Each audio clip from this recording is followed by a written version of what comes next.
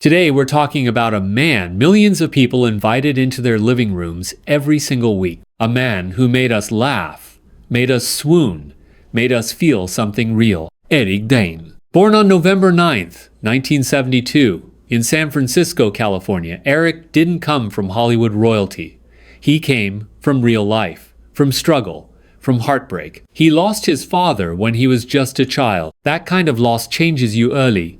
It forces you to grow up faster. But sometimes, pain builds strength, and strength builds legends. Growing up in Northern California, Eric was athletic, confident, charismatic. But acting wasn't always the plan. It actually started in high school after performing in a school production. That spark hit him hard, and once that spark caught fire, there was no turning back. After graduation, he packed up and chased the dream in Los Angeles like thousands do every year. But only a few make it. Eric was one of the few. The 1990s were grind years. Small roles, guest appearances, auditions that went nowhere, waiting tables, hustling. He appeared on television shows throughout the late 1990s and early 2000s, slowly building experience, building connections, building that Hollywood muscle. Then everything changed. In the mid-2000s, he landed the role that would define a generation, Dr. Mark Sloan, better known as McSteamy. When he joined Grey's Anatomy in the year 2006, the internet basically exploded. He wasn't just handsome, he wasn't just charming, he had presence, swagger, depth. And fans didn't just watch him, they fell in love with him. He stayed on the show for multiple seasons, becoming one of the most iconic characters in medical drama history. Some actors get stuck in one role. Eric didn't. He starred in The Last Ship beginning in the year 2014, playing Captain Tom Chandler, a strong, disciplined naval officer in a post-apocalyptic world. Totally different energy, totally different vibe. Then came Euphoria. In the late 20-teens and early 2020s, he shocked audiences again as Cal Jacobs' complex, flawed, layered, raw. He wasn't afraid to play uncomfortable roles. He wasn't afraid to show darkness. That's what real actors do. He also appeared in films like romantic comedies and major action franchises, proving he could slide between genres like it was nothing.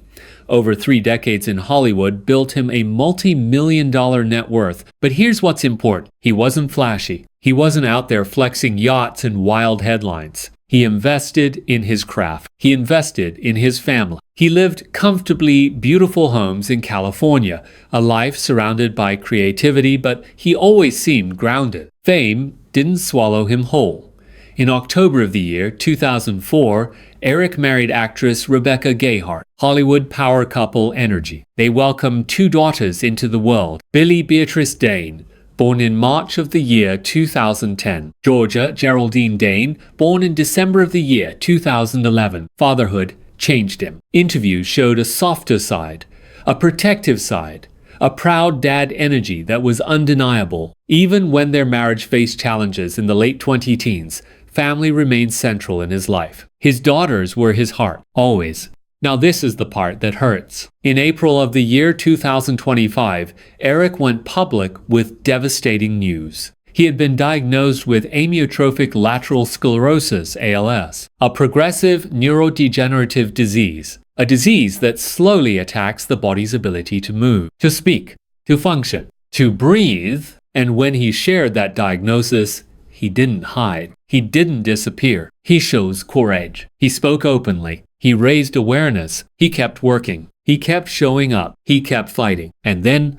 on February 19th, in the year 2026, Eric Dane passed away at the age of 53. 53. That number feels too small. His passing followed complications related to ALS, the same disease he had bravely battled for months. He was surrounded by family, surrounded by love, and the world felt the shock instantly. Fans flooded social media. Castmates shared memories. Hollywood paused. People remembered not just the characters, but the man, the smile, the laugh, the courage it took to face something like ALS publicly. He turned his diagnosis into awareness. He turned his pain into purpose. And that matters. When people saw Eric Dane on screen, they saw confidence, they saw charm, They saw that effortless, cool guy energy. But off camera, he was layered, sensitive, protective of his privacy, and very aware that fame can be a double-edged sword. Hollywood builds you up fast, but it can test you just as fast. Over the years, Eric was open about personal struggles. He spoke honestly about pressure, about mental health, about navigating public life while trying to stay grounded. That honesty made him human, not just a celebrity, a human being figuring it out like the rest of us. Behind the bright lights were moments most people never saw, balancing fatherhood with demanding television schedule, balancing marriage with worldwide fame, balancing personal health while millions watched his every move. But he never let himself become just a headline. He stayed working, stayed showing up, stayed building. And that resilience, that's what separates stars from survivors. Directors often described him as focused, prepared, respectful on set. He wasn't just showing up for the paycheck. He cared about the story. He cared about the character. He cared about getting it right. Whether he was playing a confident plastic surgeon, a naval commander, or a deeply flawed father, he gave each role commitment. It wasn't just his looks. It wasn't just the roles. It was presence. When Eric Dane walked into a scene, you felt it. He carried confidence without arrogance, intensity without overacting, emotion without exaggeration. He knew how to hold silence in a scene, and that's a rare skill. Silence can be louder than dialogue, and he mastered that. Across America, across Europe, across Asia, millions of fans grew up watching him. For some, he was their first TV crush. For others, he was an example of complex masculinity, strong yet vulnerable. And when news of his passing broke, the reaction wasn't just celebrity sadness. It felt personal, because for 20 years, he had been part of people's weekly routine. And when someone is part of your routine for that long, they become part of your life. He understood something important. You don't just act a character. You become them. Here's the beautiful thing about art. It doesn't disappear. Streaming platforms will continue showing his performances. New generations will discover Grey's Anatomy. New audiences will watch Euphoria. New viewers will stumble onto his film. And they'll ask, who is that actor?